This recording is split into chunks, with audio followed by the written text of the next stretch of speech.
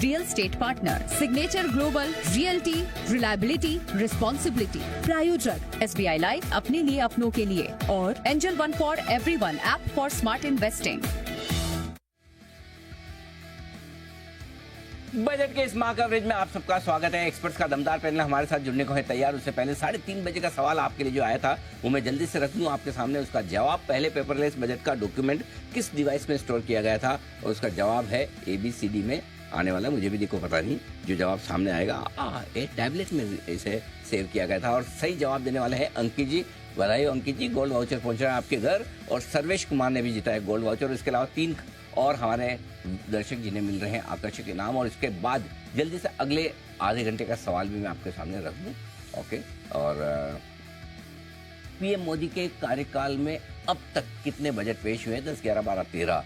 जो भी सही जवाब है आप जल्दी से जवाब लिखकर भेजें SMS पर 57575 पर, और चाहें तो आप ट्वीट कर सकते हैं, X पर पोस्ट कर सकते हैं #BudgetOnZ, #अनिल सिंह का इस्तेमाल करें, और जल्दी से अपने जवाब भेजें हमें। आप आधे घंटे बाद आपको कुछ और इनाम मिलने की तैयारी में।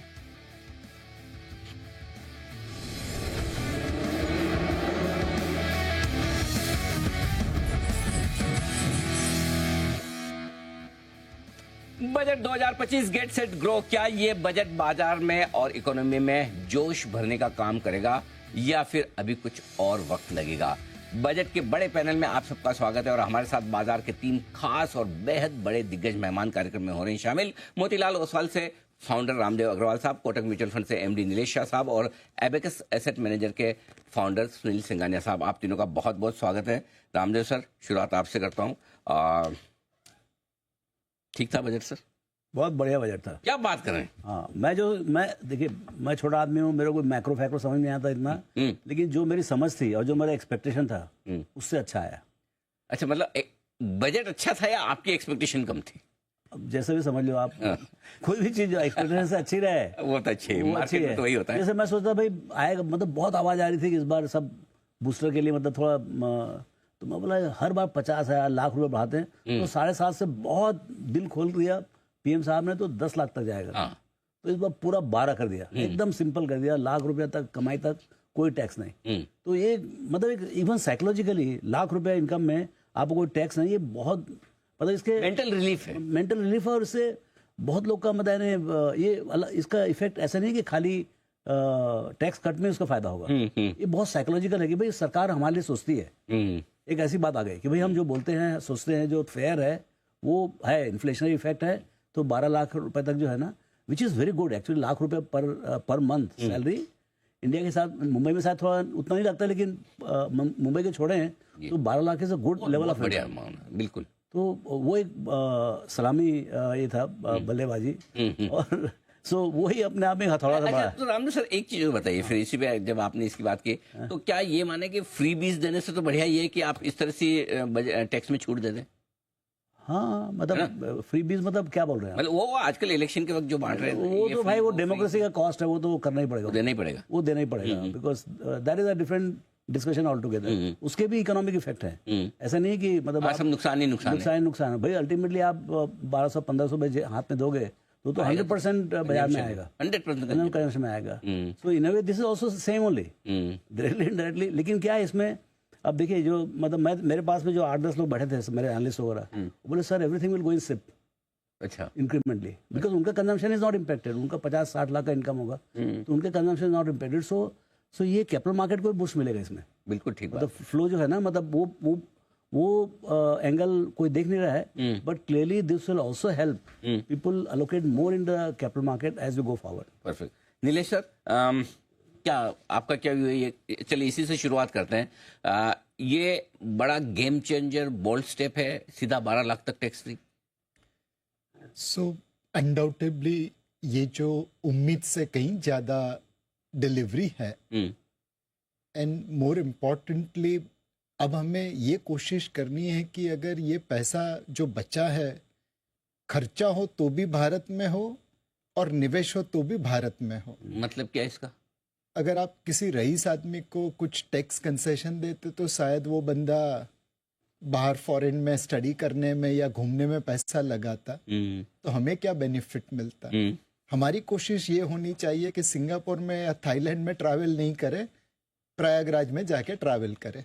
क्या बात है, आपने बहुत इंटरेस्टिंग बात कही है। इंडिया का पैसा इंडिया में खर्च हो, ये बात सही है। दूसरी लेकिन वो सर थाईलैंड की टिकट प्रयागराज से सस्ती है आजकल। हमें ये कोशिश करनी है कि हम भी थाईलैंड के लेवल की कॉम्पिटिटिवनेस पे पहुंच जाए। बट इस बजट में एक्चुअली अनिल भाई त्रिवेणी संगम हुआ है। पहली उम्मीद थी कि आप फिस्कल प्रूडेंस का पाथ अपनाएं। कोई माँ बाप नहीं चाहता कि आप अपने बच्चों पे कर्जा छोड़ के जाओ। सरकार तो माई बाप है, वो क्यों नेक्स्ट जनरेशन पे कर्जा रख के जाए। ठीक बात है। तो ये फिस्कल प्रूडेंस के पाथ से इस साल और अगले साल फिस्कल डेफिसिट उम्मीद से कम है और डेट टू जीडीपी रेशो आने वाले 6 साल के लिए कम करेंगे, ऐसा ऐलान किया है। दूसरा, जैसे रामदेव जी ने कहा कि कंजम्पशन को बढ़ावा देना जरूरी था, तो ये 12 लाख का जो टैक्स एग्जम्पशन है वो उम्मीद से कहीं ज़्यादा है। ऑब्वियसली इस क्लास के लोगों के लिए रोटी कपड़ा मकान तो सिक्योर्ड है, तो खर्चा होगा हेल्थ केयर पे, एंटरटेनमेंट पे, टूरिज्म पे, ट्रैवल पे, मोबाइल फोन पे एक्सेट्रा। तीसरी चीज थी कि प्राइवेट सेक्टर कैपेक्स आज भी बैकफुट पे है, तो सरकार को खर्चा चालू रखना पड़ेगा। और इस बार मतलब सरकारी खर्चे में सेंटर लेवल पे 10% ग्रोथ है और पीएसयू को कंबाइन करके 17% ग्रोथ दिखाई गई है। तो कैपेक्स चालू है, कंजम्पशन को बढ़ावा दे रहे हैं और फिस्कल प्रूडेंस का पाथ नहीं छोड़ा।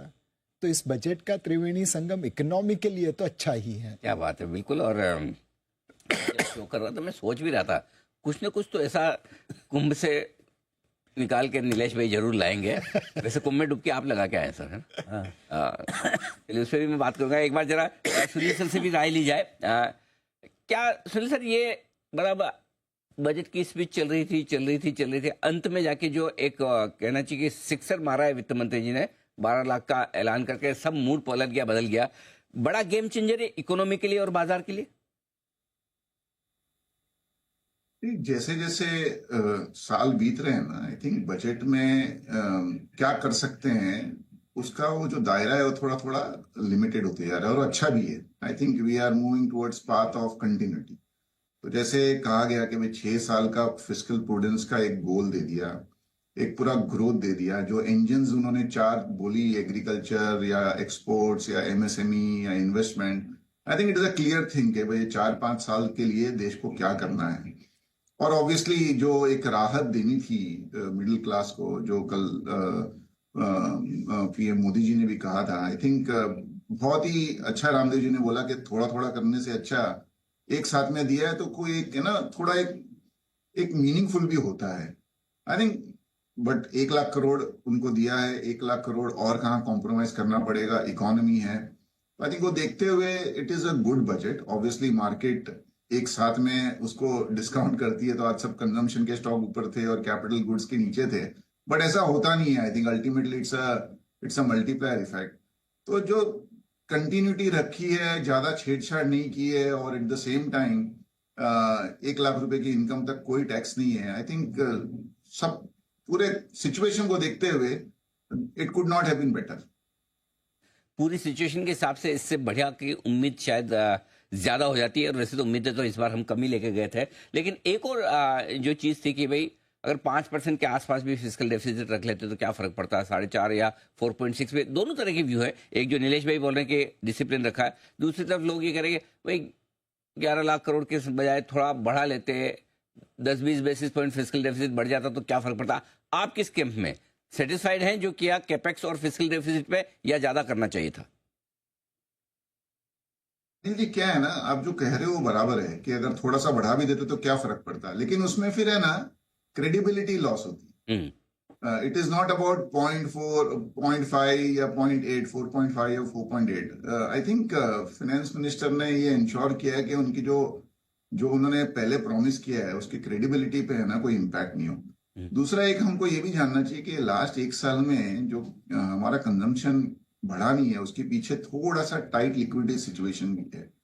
तो you don't want a scenario कि आप है ना थोड़ा सा फिस्कल में ढील डाल कर दो जिससे आपका बोरिंग बढ़ जाए, बोरिंग बढ़ते थोड़ी इंटरेस्ट रेट्स फिर से बढ़ने लगे, तो फिर जगह नहीं बचेगी आरबीआई को भी इंटरेस्ट रेट्स कट करने की।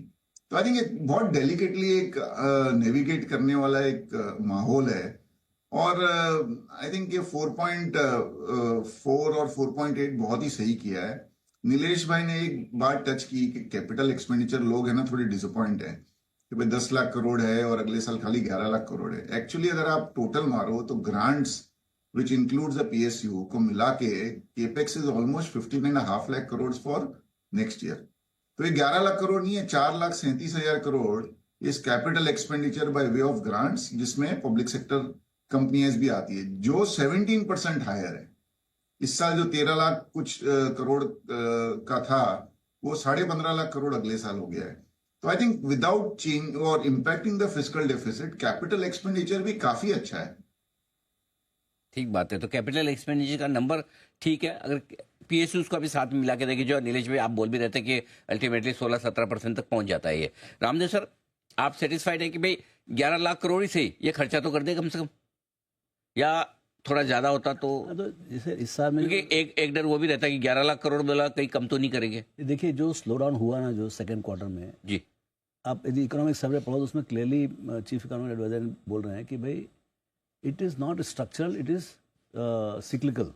सिक्लिकल इस हिसाब से कि भाई आपका जो बिकॉज ऑफ इलेक्शन जो काम नहीं हो सके, जो गवर्नमेंट एक्सपेंडिचर नहीं हो पाया 6 महीना, उसके कारण से स्लो डाउन हुआ है। So don't look it as an structural problem. So next year we don't have elections, तो आप वापस आपका पूरा रन रेट चालू हो जाएगा। करेक्ट। 1,00,000-1,50,000 crore per month. तो आपका Q1 में, भाई Q4 भी बहुत अच्छा होगा और Q4 बहुत अच्छा होगा तो ही आगे 10.2 लाख वो खर्च कर पाएंगे। अगले साल आपको 11.25 11.5 तो हर महीने स्टार्टिंग फ्रॉम अप्रैल मेरे ख्याल से वो चालू हो जाएंगे वो। So real momentum you see first half जो होगा अगले साल का उसमें आएगा, क्योंकि प्रॉब्लम जो हुआ वो स्ट्रक्चर नहीं था, ये समझना बहुत जरूरी। यदि हमको लगता है कि स्ट्रक्चर प्रॉब्लम है तब एक बात अलग है, लेकिन यदि सिक्लिकल प्रॉब्लम है तो by bringing the thing expenditure back, मेरे ख्याल से वो प्रॉब्लम सॉर्ट आउट हो जाएगा। उसके ऊपर से आपने कंजम्पशन में थोड़ा ढिलाई दी है तो कंजम्पशन बूस्ट भी मिलेगा और कैपेक्स भी रिस्टोर होगा। तो मेरे को लगता है, देखिए कल इंटरव्यू आप सुने उनका, see ultimately most insightful person in budget making the chief economic adviser. Correct. क्योंकि वो पूरा डेटा देख रहे हैं तो उनको समझ है कि मेरे को लगता है कि उन्होंने बोला कि 7% भी ग्रोथ आ सकता है अगले साल। हालांकि ऑफिशियली उन्होंने 6.3 to 6.8 लिखा है। करेक्ट। तो I would go with him. अभी सुनना चाहिए उनको बजट के बाद कि what is he saying now. मुझे लगता है कि if monetary policy follows what fiscal has done, मेरे ख्याल से 7% अगले साल आ जाएगा इन नॉर्मल, आ जाएगा, ऐसा मुझे लगता है। ये तो ऐसा मैं इतना कोई गुरु आदमी नहीं हूँ ये मैक्रो वगैरह में नीलेश भाई ज्यादा समझते हैं, लेकिन मेरे को लगता है कि somehow I am feeling very good about it। Nilesh भाई आप सहमत हैं रामदेव जी से? मैं बिल्कुल सहमत नहीं हूं। मैं भी हमारे नहीं लिए गुरु तो रामदेव जी। आप गुरु नहीं तो सर फिर कौन है? मतलब हम तो सब आपको देख देख के सुन के सीखे हैं सर, बिल्कुल। लेकिन जो बात कह रहे हैं, क्या वाकई में 7% ग्रोथ लाने जैसा बजट है क्या ये? जो रामदेव जी ने कहा कि फिस्कल इंजन तो ढंग से चल रहा है, अब मॉनेटरी इंजन भी चलाना पड़ेगा। दो चीजें इस वक्त ग्रोथ के ऊपर थोड़ी कंस्ट्रेंट, बाधा या स्पीड ब्रेकर लगा रही है। एक ड्यूरेबल लिक्विडिटी बहुत टाइट है, दूसरा रियल इंटरेस्ट रेट्स ऊपर हैं। तो ये दोनों चीज़ों की वजह से महंगाई तो कम हो रही है, बट ग्रोथ के ऊपर उसकी साइड इफेक्ट आ रही है। अब इस बजट में सरकार ने फिस्कल डेफिसिट कंट्रोल कर दी है और इस बार रेन गॉड की कृपा रही है तो खरीफ क्रॉप काफ़ी बम्पर है, रबी क्रॉप भी अच्छा आएगा, तो इन्फ्लेशन भी कम हो जाएगा और इस वजह से आरबीआई को मौका मिलेगा कि वो ड्यूरेबल लिक्विडिटी बढ़ा दे। और उन्होंने कुछ कदम तो पिछले वीक ही उठा लिए और ब्याज के दरों में 7 फरवरी को कटौती कर दे। तो फिस्कल एंड मॉनेटरी दोनों के सपोर्ट से 7% ग्रोथ अचीव हो सकता है। 7 फरवरी को कटौती कर दें? 7 फरवरी अभी है इसी हफ्ते। हाँ, बताया ना सर आपको। तो इसी बार इसी में रेट कट, इसी में रेट कट की उम्मीद अब तो बन गई है सर। भाई उनको ज्यादा मालूम है, क्लोज टू दिल्ली, हम क्लोज टू मुंबई। नहीं, ये दिल्ली की क्लोजनेस की वजह से नहीं बता रहे, ये मुंबई की समझ है। हाँ, ये नीलेश भाई जितना इक्विटी की एक्सपर्टाइज रखते हैं उतनी नहीं, उससे ज्यादा डेट के, ओरिजिनली तो डेट से शुरू हुआ है, राइट? डेट के बन गए। तो ज्यादा फील है ना इनको। आपको भी आ रही है अंदर से फीलिंग की रेट कट इसी बार आ जाए? ये सब उतना मेरे समझ में नहीं आता है, लेकिन मतलब ये क्या है, दोनों इंजन एक साथ चलती है। हाँ। आपका यदि फिस्कल होगा तो मॉनेटरी को सपोर्ट करना ही पड़ेगा, और वो ओएमओ और सब कर ही रहे हैं लोग, लिक्विडिटी इंजेक्ट कर रहे हैं लोग। तो मेरे को लगता है कि मतलब सी कमिटमेंट टू विकसित भारत, और उसके लिए 8% compounded growth for next 25 years, वो एक पीएमओ का कमिटमेंट है। उसमें आप 4-6 महीने आगे पीछे हो सकते हैं, लाइक लास्ट इलेक्शन था तो वो भाई आप कंपाउंडिंग में समझो, आप जितना आप बेस में मिस्टेक करोगे उतना ही आपको आगे चलने में तकलीफ होगा, और जितना बेस में कवर करोगे उतना ही आगे आपको इजी पड़ेगा। करेक्ट। तो अभी actually on a lower base of 3 trillion you should grow at 9-10%, so that on 25-30 trillion you can grow only at 4-5%।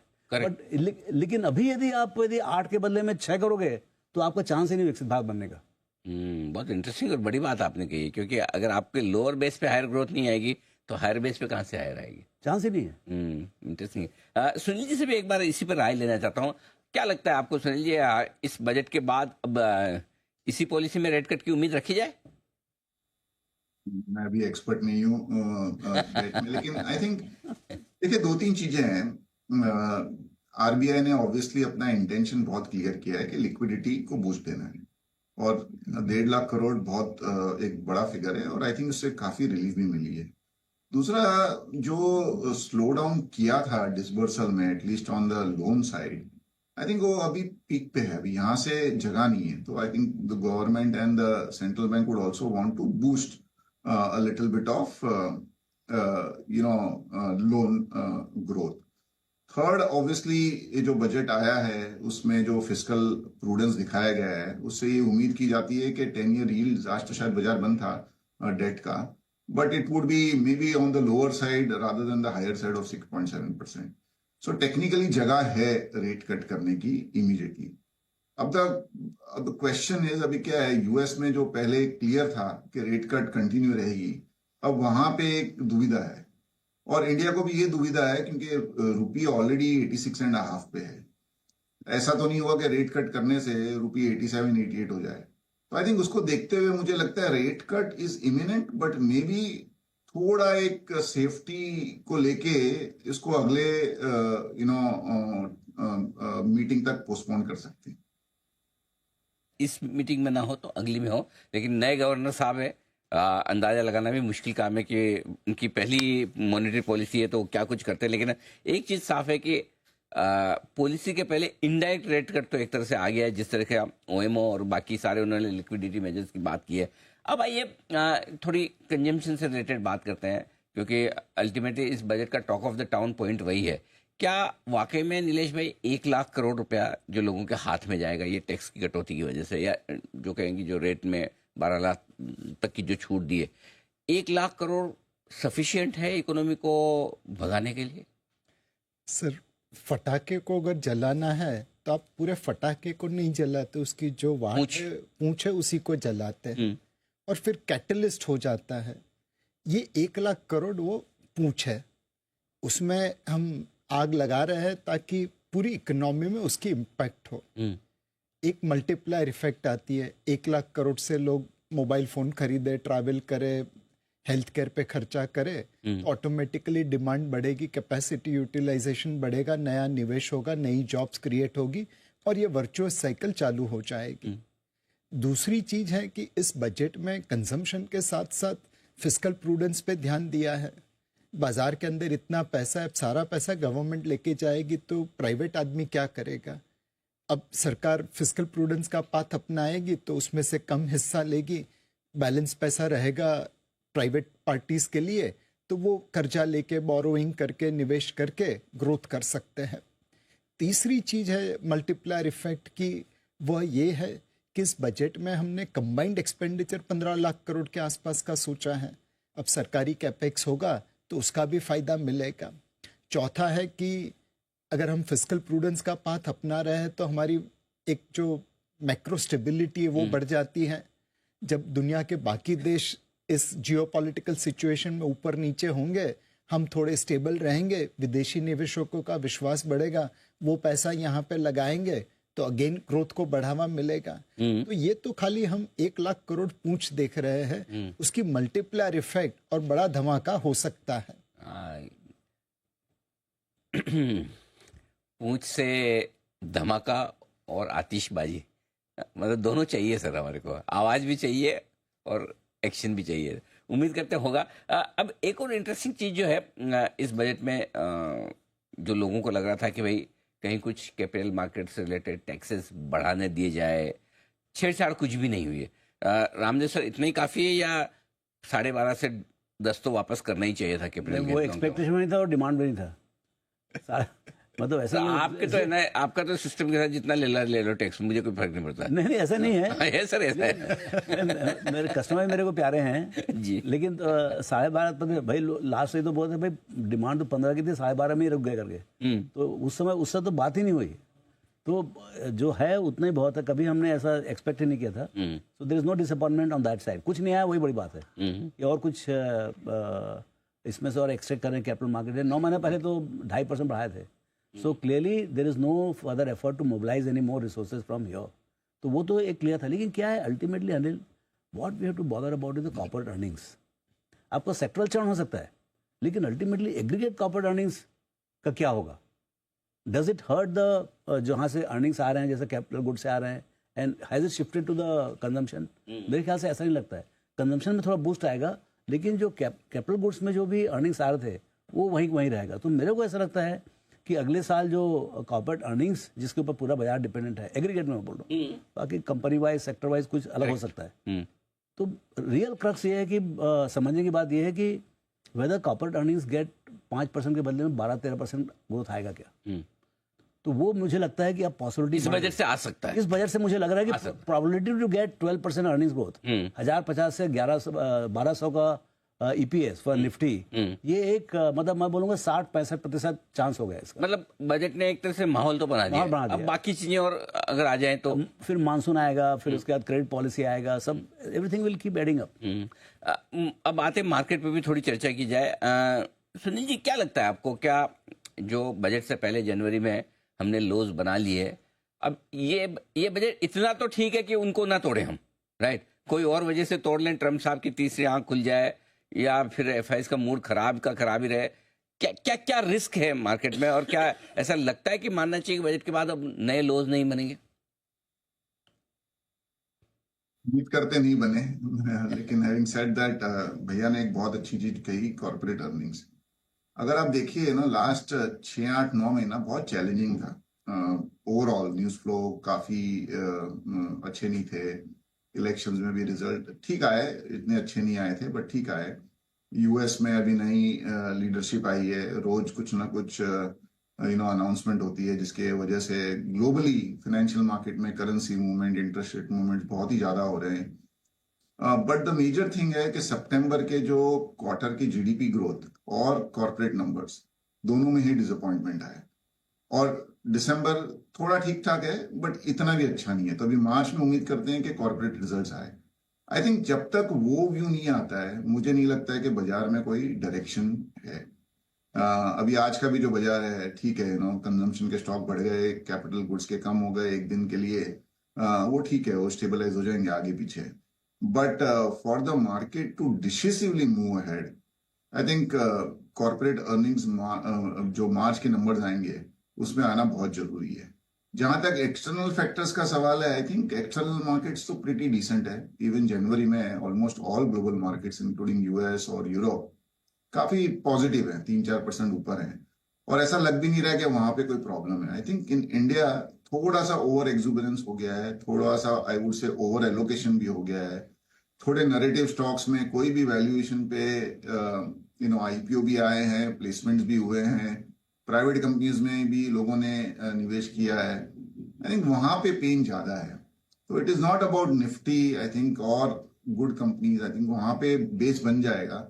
But जहां आपने कोई गलत प्राइस या गलत शेयर ले लिया है, वहां अभी भी मुझे 3-4-6 महीने के व्यू से कोई खास पॉजिटिवनेस नहीं दिख रहा है। तो I think it is going to be tough. ये साल थोड़ा सा टफ रहेगा। Hopefully low double digit return फिर भी बन जाएंगे अगर मार्च और फिर जून में नंबर्स थोड़े ठीक ठाक आते हैं। और इंडिया में ना 6% की ग्रोथ रेट में कोई चैलेंज नहीं है, लेकिन अभी 1 लाख करोड़ का जो बूस्ट मिला है, आई थिंक उसको देखते हुए हो सकता है थोड़ा सा और उसमें अपसाइड हो जाए। अनिल जी, खाली एक ही मुझे चिंता है, ये बजट में जो टैक्स का जो एस्टिमेट है ना वो थोड़ा सा एग्रेसिव है।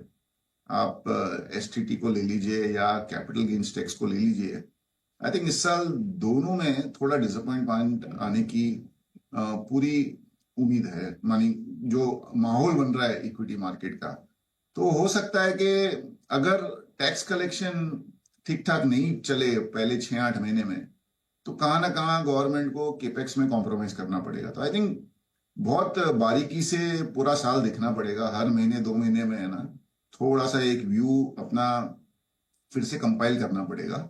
बट हाँ, जो अपने अभी रिसेंट लो देखा है वहां से नीचे जाने की उम्मीद तो बहुत कम है। ठीक बात है।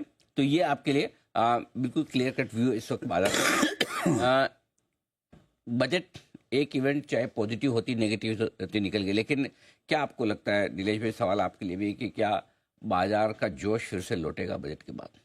सो इस बजट में कुछ ऐसी अनाउंसमेंट है जो बाजार के जोश को बढ़ावा दे सकते हैं। अच्छा। फॉर एग्जाम्पल सेंट्रलाइज्ड केवाईसी, ये हमने बहुत बार पहले भी कहा है, इस बार भी कहा है जी।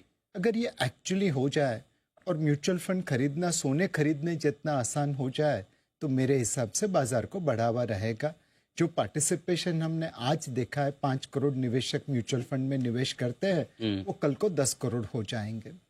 दूसरी चीज अनिल भाई, इस बजट में हमने फोकस किया है लेबर इंटेंसिव इंडस्ट्री के लिए। पहले खिलौने हम इंपोर्ट करते थे ऑन नेट बेसिस, अब एक्सपोर्ट कर रहे हैं, बट कोई उतना बड़ा स्केल नहीं है।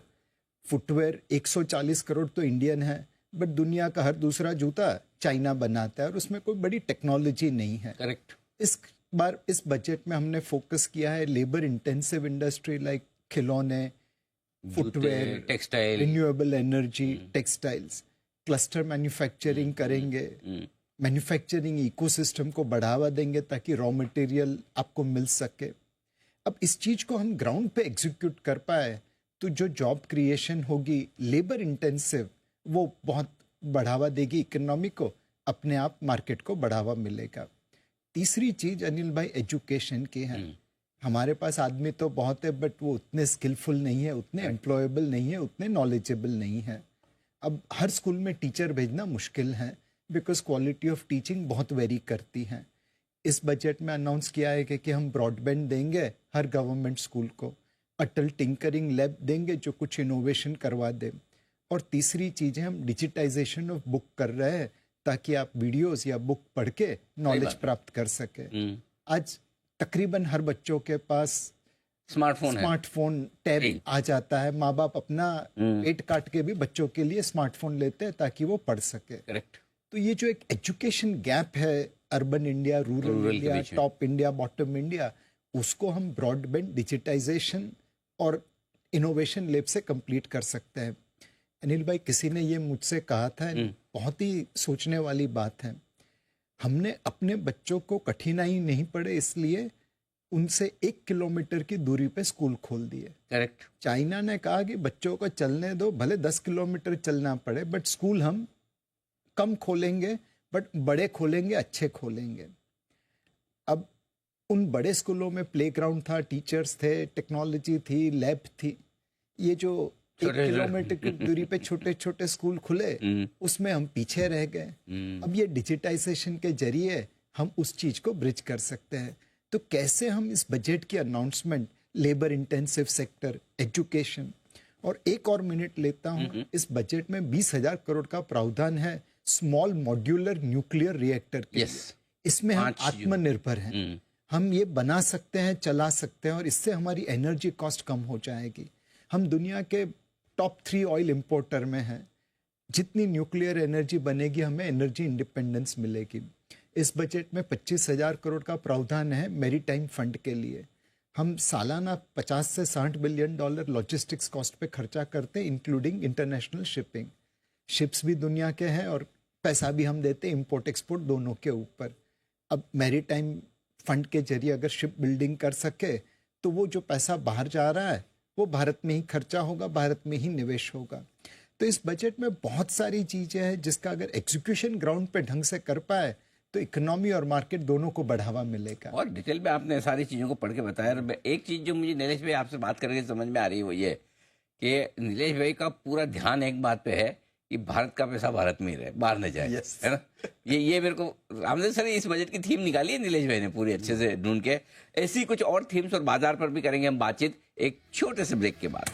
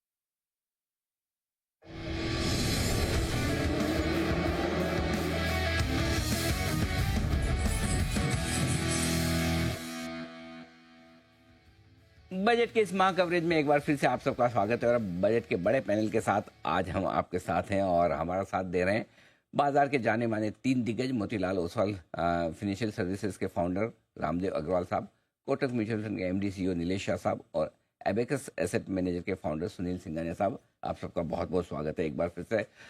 कुछ बजट में इंटरेस्टिंग डेवलपमेंट हुए हैं, उस पर भी एक बार मैं राय लेना चाहता हूँ। रामदेव सर, इंश्योरेंस, इसमें एफडीआई 100% करने की बात की with some terms and condition, भी शायद फाइन प्रिंट में समझ में आएगा एग्जैक्टली कि पैसा भारत में ही रहे, वहीं निवेश हो, ये सारी कुछ कंडीशंस रखी है। क्या वाकई में एक ऐसा सेक्टर जो सनराइज सेक्टर है इस वक्त इंश्योरेंस भारत में, और भारत में इंश्योरेंस की ज़रूरत भी शायद सबसे ज़्यादा है इस वक्त, क्या कुछ बड़ा गेम चेंजर होगा? उम्मीद की जाए कि बड़ा विदेशी निवेश आ सकता है? आने चाहिए, क्योंकि जब पहले 49% था तो मेरे ख्याल है बर्कशायर से हम लोग पूछे थे बफेट साहब से कि भाई आप यहाँ पर क्यों इंटरेस्ट नहीं लेते, तो बोले भाई कि यदि हम यदि इंश्योरेंस कंपनी बनाते हैं तो उसका majority of the benefit should come to us, at least 51%। उस समय 49 था, उसका 74 हुआ, तब फिर उसका पता नहीं इंटरेस्ट खत्म हो गया, क्या होगा पता नहीं, लेकिन अब 100% है। तो बहुत सारे ग्लोबल इंश्योरेंस कंपनीज जो हैं उनके लिए this is one of the very large growth market, बहुत बड़ा। तो यदि मेरे को लगता है कि इसमें काफ़ी इन्वेस्टमेंट आने के चांस है। और जो इवन यदि देखें आप तो जो डोमेस्टिक जो सब कॉन्वर्सेशन करके आए थे वो पूरा गेम समझ में आ गया उनको। करेक्ट। तो वो तो सब एक्चुअली बाय आउट कर रहे हैं, मतलब it is become more domestic. तो फॉरेनर्स को यदि पार्टिसिपेट करना है तो या तो वो बाई करेंगे एग्जिस्टिंग कोई छोटा कोई स्टार्टअप होगा उसको, और या फिर एब इनिशियो वो पूरा फिर फाउंड करेंगे, क्योंकि 100% फिर किसी से पूछने की जरूरत ही नहीं फिर। अच्छा, उनके पास तो कॉम्पिटेंस बहुत ज़्यादा होता है ना, उनका अंडरराइटिंग कैपेबिलिटी बहुत है, ग्लोबल बैलेंस शीट है। मेरे ख्याल से ये सेक्टर अच्छा देखने जैसा रहेगा, क्योंकि यदि 100% करिए तो किसी से पूछने की जरूरत ही नहीं। There is no requirement for further permission, नहीं, you can walk in straight. वही तो वो एक बहुत बड़ा चीज़ है। मतलब आपको कोई अप्रूवल, कोई परमिशन नहीं चाहिए कि मैं पैसा ला सकता हूँ, नहीं ला एक साल 2 साल की कहानी नहीं है ये, तो मतलब वो तो डिकेडल व्यू लेंगे ना वो। करेक्ट। भाई यदि आप फिर उनको पता है 10, 20, 25 साल के लिए मुझे पैसा लगा। विकसित भारत यदि हो रहा तो साइज ऑफ इंश्योरेंस मार्केट क्या होगा वो हिसाब से देखते हो। हम लोग तो मतलब एक क्वार्टर टू क्वार्टर हम जिंदा है, वो 25 ईयर्स टू 25 ईयर्स जिंदा है वो। तो उसके हिसाब से क्या बहुत बड़ा, ऐसा 74 भी कोई कम नहीं था, लेकिन 100 में तो फिर देखने का काम ही नहीं। हाँ, सारे वो फालतू की प्रोसेस वगैरह से आपको मुक्ति मिल जाती है। सुनील सर, आपसे राय लेना चाहता हूँ। BFSI पूरा banking, financial services, NBFCs, insurance जिसकी बात हो रही थी, क्या लगता है आप इस सेक्टर पर अब व्यू आपका क्या पॉजिटिव है जो कुछ डेवलपमेंट बजट में हो उसको देखते हुए? जी, हमारा भी 1 साल से पॉजिटिव है, लेकिन 1-2 स्टॉक को छोड़ के बाकी स्टॉक में कुछ हुआ नहीं है। But having said that, I think देखो 3-4 चीजें हैं। एक तो इंटरेस्ट रेट का सिनारियो अब थोड़ा सॉफ्टनेस की तरफ है, which is good for the sector. दूसरा, आई थिंक एक अच्छी चीज क्या हुई है ना कि हर कंपनी 12-15% पे ही ग्रो हो रही है, ज्यादा एक्स्ट्राऑर्डिनरी ग्रो नहीं हो रही है, तो कोई फ्रेश NPA आने की भी उम्मीद नहीं है। तीसरा, आई think this is one sector जो 10 साल का जो एवरेज वैल्यूएशन है उससे नीचे में ट्रेड हो रही है। मुझे कोई सेक्टर दिखता नहीं है जहां पे वैल्यूएशन इतने आपके फेवर में है। और फोर्थ, नियर टर्म भी प्रॉफिट ग्रोथ 15% की अभी भी दिख रही है। आई थिंक उसको देखते हुए, पूरे एनवायरनमेंट को देखते हुए, I think this comes across as one of the best sectors to invest. और काफी स्टॉक्स परफॉर्म भी अच्छा किए, फिर भी है ना प्राइस परफॉर्मेंस मार्केट में हुआ नहीं है। तो आई थिंक एक जगह भी एक कैचअप की। I think my view would be that this would be one of the best sectors to invest. अरे वाह, चलिए, one of the best sector हो सकता है इंश्योरेंस। लेकिन एक और नीलेश भाई, जो हेल्थ इंश्योरेंस में डिमांड भी थी कि थोड़ा सस्ता किया जाए हेल्थ इंश्योरेंस, डायरेक्टली इनडायरेक्टली किसी न किसी तरीके से क्यों, और विशेषकर जब सर्विसेज बड़ी महंगी हो रही है, लोग इंश्योरेंस ले नहीं पा रहे, प्रीमियम भी हर साल बढ़ रही है। क्या आपको लगता है कि एक वो स्पेस थी जहाँ कुछ टैक्स बेनिफिट बढ़ाए जाते तो बेहतर होता? सो मेरे हिसाब से अनिल भाई, हेल्थ कॉस्ट कैसे हम कर पाए उसके ऊपर फोकस करना बहुत ज़रूरी है। एंड आज एक मिडिल इनकम ग्रुप के लिए जो आयुष्मान भारत का फ़ायदा नहीं लेना चाहता और खुद के पैसों से इलाज कराना चाहता है, हेल्थ केयर कॉस्ट बहुत तेज़ी से बढ़ रही है। अब इसकी कॉस्ट हम कैसे कम करें? GST ऑन इंश्योरेंस प्रीमियम काट के 18% फ़ायदा होगा। बट अगर हम इंश्योरेंस डिलीवरी जो हो रही है हेल्थ केयर इंस्टीट्यूशंस में, वहाँ पे कुछ इकोनॉमीज ऑफ स्केल ला के रेट्स काट सके विदाउट कॉम्प्रोमाइजिंग क्वालिटी, तो वो ऑप्शंस भी ओपन रखना चाहिए। अल्टीमेटली हर आदमी को हेल्थ इंश्योरेंस लेना बहुत ज़रूरी है। करेक्ट। और इसके लिए हम इसका एडमिनिस्ट्रेशन कैसे करें ताकि उसकी कॉस्ट कम हो, इंक्लूडिंग जीएसटी रेट कट, उसके ऊपर ध्यान तो देना बहुत बनता है। बिल्कुल। तो ये एक बड़ा एक और जो बजट में प्रावधान था जिसको लेकर थोड़ा शायद कंफ्यूजन भी है, स्टील। ये तो सेक्टर पहले से दबा पिटा हुआ मरा हुआ सा है और डंपिंग बहुत हो रही है। इंडस्ट्री की डिमांड तो ये थी कि हमारे यहाँ आप इंपोर्ट ड्यूटी और बढ़ाओ, ये तो घटा दी। मतलब एक तो चाइना पे टैरिफ ट्रम्प साहब ने लगाया, तो क्या सारा यहाँ डंप होगा क्या, या इसको लेके क्लैरिटी है या नहीं अभी कुछ? अनिल भाई, जब ये टाइप की प्रोविजंस पढ़ते हैं ना तो दिल बहुत खुश होता है कि अच्छा है हमने सीए की प्रैक्टिस छोड़ दी। ये सब प्रोविजन समझ के बाहर है। स्टील में कंफ्यूजन है, इंपोर्ट ड्यूटी बढ़ी या कम हुई। गोल्ड पे भी वही कंफ्यूजन है, बढ़ी या कम हुई, ये बढ़ी हुई है या सेम रही है।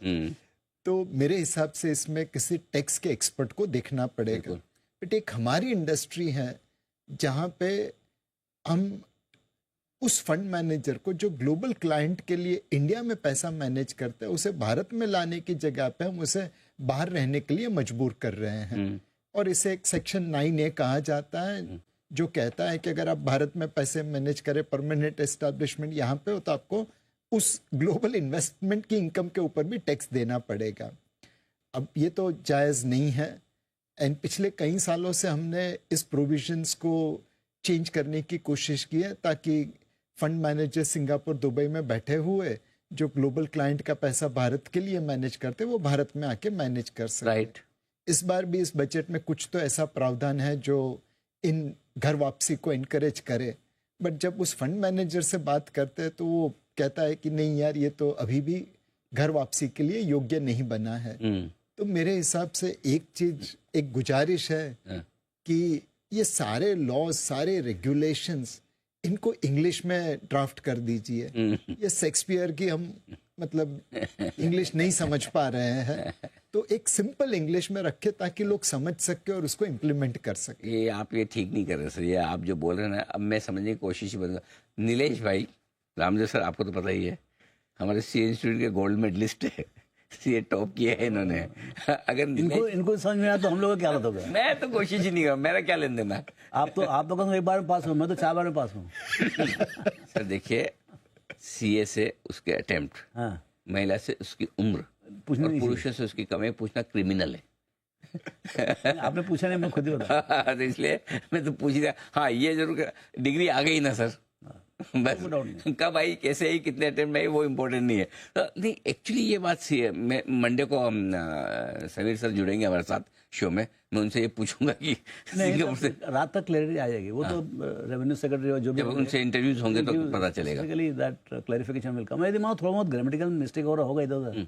If there intention is to give that relief, then they will have it happen. Absolutely, ठीक है, मतलब क्लरिकल इसमें हो सकता है, but if they decided to give that relief, then they will give the relief. Absolutely. अब sir आते हैं बाजार पर, थोड़ा एफआईएस के मूड माहौल पे।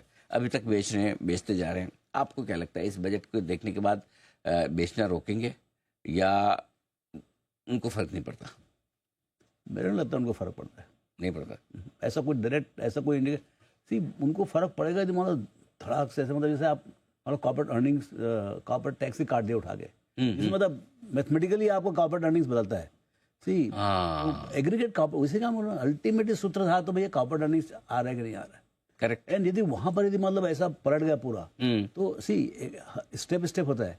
अभी आज के दिन में आपने एक झटका तो दिया है, ओके, चलो कंजम्पशन बढ़ा रहे हैं तो थोड़ी अर्निंग आ सकती है। एक और इंजन को आपने फायर किया है, अब इसके बाद यदि कंजम्पशन बहुत जोर से बढ़ गया तो प्राइवेट कैपेक्स भी चालू हो जाएंगे। सो ऐसे जो है ना, सी अल्टीमेटली शुरुआत तो है इसमें, एंड देन आपका जो मॉनिटरी जो है, यदि वहां से भी क्रेडिट ग्रोथ बढ़ना चालू हुआ तो आज के जैसे जीएसटी का नंबर अच्छा है मेरे ख्याल से। I just saw the flag, number ठीक था, कुछ 196 ऐसा कुछ आया है। So there is a recovery, ऐसा नहीं है एक्चुअल में, मतलब नीचे जाके Q2 में नीचे जाके मेरे ख्याल से थोड़ा रिकवरी है, लेकिन अब उसका जायजा दिसंबर के नंबर्स में नहीं आ रहे। तो हो सकता है जो जो जो अभी शुरुआत है रिकवरी की, उसका मोमेंटम पकड़ेगा। लेकिन एफआई जो है मेरे ख्याल से उनके पैरामीटर्स बहुत अलग हैं। उनके जो कंपल्शन जो है ग्लोबल मैक्रो है, ग्लोबल मैक्रो में डीएम टू ईएम चल रहा है और ईएम टू डीएम चल रहा है। US economy on full fire, 4.5% आपको रिस्क फ्री मिलता है डॉलर में आराम से। तो अभी यार क्यों यहाँ पर मरे जाके, और ऐसा कोई सस्ता भी नहीं इंडिया कि भाई ऐसा क्राइम 12, 13, 14 का पी है, मतलब कॉपर अर्निंग इज रोरिंग। सो चलो 20 का है लेकिन copper earning is not roaring. तो ऐसा कुछ तो ऐसा करेंसी आज का आज खरीदूं, करेंसी ऑल्सो वीक। तो मेरे को नहीं लगता ऐसा कुछ बदल गया है उनके लिए। मेरे को उतना बदलाव समझ में नहीं आता है। तो सुनील सर, अगर मैं इंतजार कर रहा था बजट के पहले कि मैं बजट देखने के बाद पैसा लगाऊंगा, ठीक है, कि भाई रोज गिर रहा है, रोज गिर रहा है, 3-4 दिन छोड़ दो पीछे के, बाकी तो हालत ही खराब थी। अब बजट देखने के बाद मेरे पास में ऐसा क्या कारण है कि मैं कल सुबह आज नहीं लगाया था, आज आपको सुन नहीं पाया, अब आज सुन के मंडे सुबह सुबह पैसा लगाओ, ऐसा क्या कारण है मेरे पास? ये पैसा आप कितने टाइम के लिए लगा रहे हो? अगर आप 2 दिन के लिए लगा रहे हो तो मेरे पास कोई जवाब नहीं है ना। आप जब तक बोलो पैसा बनना चाहिए, बस टाइम का कोई प्रॉब्लम नहीं है सर। क्योंकि आपके दर्शकों को तो क्या 1 घंटे में उसका रिजल्ट चाहिए। हमारे यहाँ तो 5-5 साल तक रिजल्ट नहीं आता है। रामदेव भैया के यहाँ तो 10-10, 15-15 साल के व्यू से वो शेयर खरीदते हैं। वो तो बेचते ही नहीं है सर। नहीं, लेकिन लॉन्ग टर्म इन्वेस्टर्स के लिहाज से जो लोग वाकई में साइड लाइन पर थे कि भाई चलो, देखो आप देखिए, आप जून और सितंबर में 22, 23 से 26 शेयर का निफ्टी था, आज भी करीब करीब उतना ही है। तो आपका 8-9 महीने का पूरा एक फेज चला गया जहां पे आपके रिटर्न ही नहीं बने। इंडिया के लॉन्ग टर्म रिटर्न आपके 13, 14, 15% बनते हैं, लास्ट 15-20 साल में भी बने, आगे भी उम्मीदें बनेंगे। बिकॉज अगर इंडिया की इकोनॉमी 6-7% ग्रो होनी है तो 10% नॉमिनल ग्रोथ रेट और 13-14% कॉर्पोरेट प्रॉफिट ग्रोथ रेट होना ही होना है। तो आई थिंक एक आपको ऑलरेडी करेक्शन मिल गया है। दूसरा, जो भी बड़ी बड़ी इवेंट्स थी सब अभी पीछे हैं, अभी कोई बड़ी इवेंट है नहीं अपने सामने। अभी यहां से थोड़ा इंप्रूवमेंट ही होगा। कॉर्पोरेट अर्निंग्स दिसंबर की सितंबर से थोड़ी बेहतर थी, मार्च में एक्सपेक्ट है दिसंबर से काफी बेहतर रहेगी।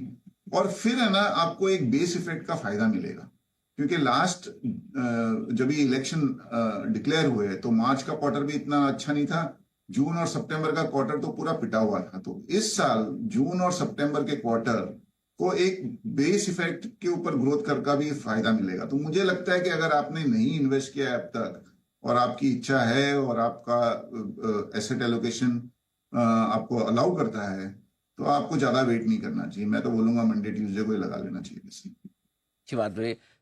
अब अगर आपका है लॉन्ग टर्म व्यू है और एसेट एलोकेशन में इक्विटी में आप अंडरवेट है तो पैसा लगाए, लेकिन इक्विटी के साथ नीलेश भाई डेट और गोल्ड तीनों एसेट क्लास है। इस बजट के बाद क्या आपको आकर्षक दिखता है तीनों में? गोल्ड पे अनिल भाई हमारा व्यू पॉजिटिव है, बिकॉज दुनिया भर के सेंट्रल बैंकर सब भारतीय हाउसवाइफ की तरह सोना खरीदते और बेचते नहीं है। जब तक उनकी दौड़ चालू है तब तक तो गोल्ड के दामों में कटौती आना मुश्किल है। अमेरिका में ब्याज की दरें कहाँ जाएगी ये कहना मुश्किल है, बट अगर वो कम होती है तो गोल्ड के प्राइस को और सपोर्ट मिल सकता है। दूसरी चीज है फिक्स्ड इनकम में भारत में ब्याज के दरों में कटौती होवे वैसा लगता है, भले 50 बेसिस पॉइंट ही कम हो बट 0.5% कम होने की उम्मीद है। तो जो सबसे लंबा ड्यूरेशन है उस मैच्योरिटी के पेपर लेने चाहिए। एक और चीज परफॉर्मिंग क्रेडिट है जो एआईएफ के जरिए आ रहा है। इस बजट में एआईएफ के लिए काफी रियायत दी गई है, तो मेरे हिसाब से performing credit AIF will be appropriate for investors. ये क्या चीज है, जरा इसको समझाएं आप। सो अब क्या हो गया है अनिल भाई कि अगर आपको शेयर एक्वायर करने हैं, बिजनेस एक्वायर करना है, तो उसकी फंडिंग ना बैंक से कर सकते हैं, ना म्यूचुअल फंड से कर सकते हैं, ना एनबीएफसी से कर सकते हैं। उसके लिए आपको स्ट्रक्चर्ड प्रोडक्ट मार्केट में जाना पड़ रहा है और वहाँ पे ज़्यादातर निवेशक एआईएफ है। एआईएफ में पहले टैक्सेशन रिलेटेड काफ़ी कन्फ्यूजन था, बट इस बजट में जो मैंने ऊपर छल्ला पढ़ा उसमें एआईएफ को काफ़ी रियायत दी गई है। तो एक आपको रिटर्न अच्छा मिल रहा है, दूसरा टैक्सेशन रिलेटेड कन्फ्यूजन इस बजट में दूर हो गई है, एंड बाकी असेट क्लास के सामने इक्विटी में जहां उम्मीद है कि आपको रिटर्न की उम्मीद बहुत कम करनी पड़ेगी कंपेयर टू लास्ट 5 years, तो उसके सामने अब परफॉर्मिंग क्रेडिट अच्छा लगता है।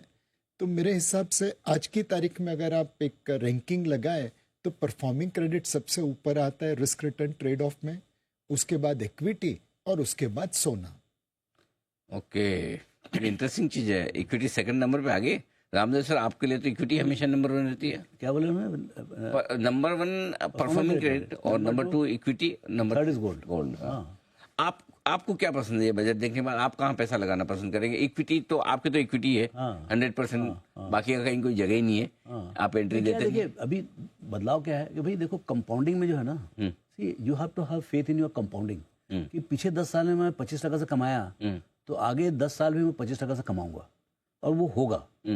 जो जिस हिसाब से आपका 18 कमाए तो 18 आएगा कभी, उसमें कोई ब्रेक डाउन नहीं है। लेकिन क्या है, आपने लास्ट ईयर में 40% कमा लिया है तो वो आपको भरपूर करना पड़ेगा। लास्ट ईयर में आपने इंडेक्स की पिटाई की थी, इस साल इंडेक्स आगे पिटेगा आपको।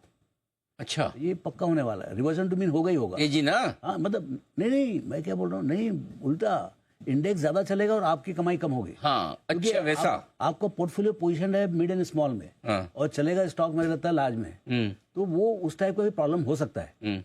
मतलब I don't know whether it will happen और not, but generally 25-30% gap between the index and portfolio performance, ऐसा मतलब आप पचा नहीं सकते उसको, वो आपको सरेंडर करना ही पड़ता है आगे चल के। तो मुझे लगता है कि last year performance was outstanding. हाँ करेक्ट। तो अभी आई शुड बी, मतलब शांति रखना चाहिए भाई, डूबे मत जाए बस। मतलब जो लास्ट ईयर कमाया वो चले मत जाए। तो ये तो इंडेक्स 23,000 के आसपास रहा है जैसे सुनील बोल रहा है, तो शांति है। तो 4-6 महीना जो है ना, जब तक पूरा फुल मोमेंटम नहीं आ जाए इकोनॉमी में, ये भाई monetary policy, fiscal policy, tax cut, ये वो सब हो जाए ना, ट्रम्प साहब का भी पैटरा समझ में आ जाए, वो हर चीज में टैरिफ बोलते तो लगा लो भाई जितना लगाने का, फिर मालूम पड़ेगा ना भाई क्या होता है। करेक्ट। तो ये सब जो है ना अभी क्या, सो मोर देन बजट टैरिफ क्या आएगा ये समझ नहीं आ रहा किसी को। तो ये जो है ना 4-6 महीने, तो मेरे को लगता नहीं this is a very great environment for making big money in 6 months। बाकी स्टॉक स्पेसिफिक आप पूछ कर सकते तो बात अलग है। तो अभी क्या थोड़ा शांति रखने का, so I am in the no return mode. भाई हमको लॉस नहीं बनेगा तो चलेगा। हाँ नहीं, लेकिन घाटा हमको भी अच्छा नहीं लगता है, लेकिन थोड़ा कम प्रॉफिट का माहौल है सर। तो अगले 3 से 6 महीने पैसा लगाने का टाइम है, और उसके बाद पैसा बनाने का टाइम, राइट, बाद फिर आएगा ना, फिर आएगा समय। चलिए, ये है रामदेव सर के मंत्र बजट के बाद में, और यही बात नीलेश भाई और सुनील सर भी कह रहे हैं। आप तीनों का बहुत बहुत शुक्रिया, बहुत बहुत धन्यवाद सर। आपने बजट के इस बिग पैनल में विस्तार से बजट का पूरा एनालिसिस किया, हर एक पहलू का एनालिसिस किया, और बाजार के बारे में आगे अपना डायरेक्शन दिया। Thank you so much sir, बहुत बहुत शुक्रिया, धन्यवाद। बजट के इस खास और बड़े कवरेज में इतना ही, मुझे दीजिए इजाजत, नमस्कार। को प्रेजेंटेड बाय SBI, हर भारतीय का बैंक। Co powered by Canara Bank, together we can. Point DCX India का crypto coach. Special partner India future investors TV show. Real estate partner signature global, realty, reliability, responsibility. प्रायोजक SBI लाइफ, अपने लिए अपनों के लिए, और angel 1 for everyone app for smart investing.